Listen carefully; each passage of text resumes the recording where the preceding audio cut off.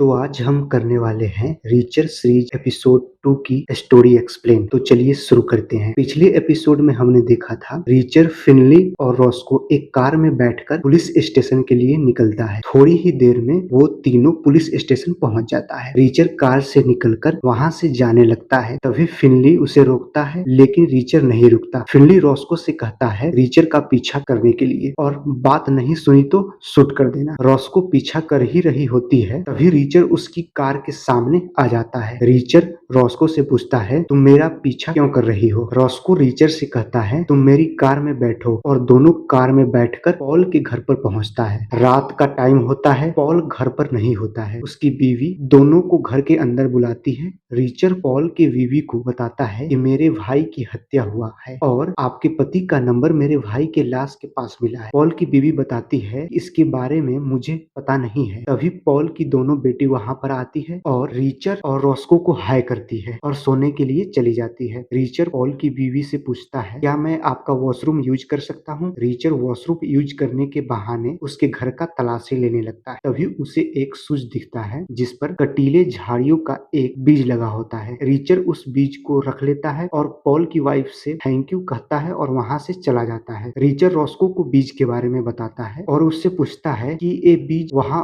उगते हैं जहां मेरे भाई का मर्डर हुआ। रॉस्को और रीचर रात को ही उस ब्रिज के नीचे चला जाता है जहां पर उसके भाई का मर्डर हुआ। रीचर को वहां पर वैसे बीज वाले झाड़ियां नहीं मिलता है। तभी रीचर को उसके भाई के जूते के निशान वहां पर दिखाई देते हैं। तभी रीचर अंदाजा लगाने लगता है कि शूटर ने मेरे भाई को कैसे मारा। ब्रिज से रीचर पैदल ही होटल रूम खोजने के लिए चला जाता है। रॉस्को भी उसका पीछा करते हुए वहां पर पहुंचता है। रीचर जैसे ही होटल से चाबी लेकर अपने रूम की तरफ निकलता है, एक पिकअप ट्रक पर 4 लड़के बियर पी रहा होता है। तभी उसमें से एक लड़का रीचर को अपने तरफ बुलाता है और रीचर चारों में से 3 लड़कों का हाथ तोड़ देता है और एक एक को छोड़ देता है ताकि तीनों को हॉस्पिटल ले जा सके। उसके बाद सीरीज में हमें 4 लोगों को उजली ड्रेस में दिखाया जाता है जो एक घर की तरफ जाता है। उसके बाद सीरीज में हमें रीचर को दिखाया जाता है।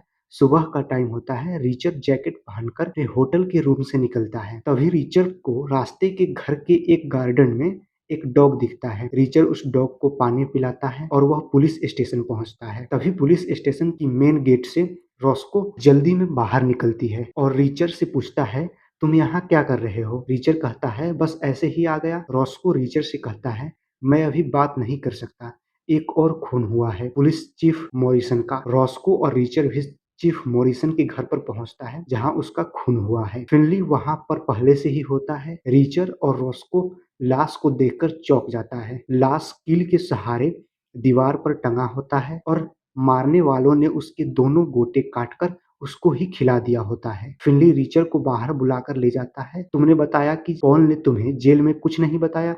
तभी रीचर कहता है कि पॉल ने मुझे बताया था अगर वह मर्डर के बारे में किसी को बताएगा तो उसके हाल भी इस मर्डर की तरह ही होगा जैसे वह दीवार पर टंगा हुआ चीफ मॉरिसन का हुआ है। रीचर फिनली से पूछता है कि मुझे यह जानना है कि मार्ग्रेव की मर्डर केस में कौन कौन शामिल है। फिनली कहता है, मैं अपने दोस्त को कॉल करता हूँ जो FBI में है। रीचर फिनली से कहता है, अगर बाहर के इन्वेस्टिगेटर आए तो ये लोग छुप जाएंगे, फिलहाल हम किलर को सोचने देते हैं कि सब उनके कंट्रोल में है। तभी फिनली के फोन पर एक मीटिंग का मैसेज आता है। फिनली मीटिंग के लिए निकल जाता है। रीचर और रॉस्को भी पॉल की वाइफ के पास पहुंचता है। पॉल की वाइफ रीचर और रॉस्को को बताता है कि पॉल अभी तक घर नहीं आया है और वह फोन भी नहीं उठा रहा। रॉस्को रीचर से कहता है, मेरे पास गन है, मैं पॉल की वाइफ के साथ यहीं पर रुकती हूँ, तुम जाके फिनली को ढूंढो। रीचर पॉल की वाइफ का कार लेकर फिनली को ढूंढने के लिए चला जाता है। रीचर डाउन हॉल में हो रहे मीटिंग रूम में फिनली के पास पहुंचता है। मीटिंग खत्म होने के बाद फिनली